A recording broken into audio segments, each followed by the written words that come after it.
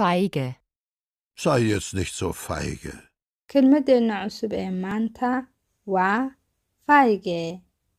feige oo micnaheedu tahay fulay. yacni qof baqanaya engestilikh weeye micnaheedu qof baqaaya fulay waan garanaynaa. waxa weeyaan sifo adjective. tusaalaheenu waxa weeyaan sei jetzt nicht so feige.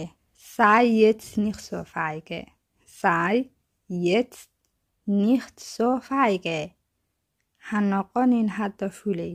ama sei jetzt nicht ha noqonin hadda so feige.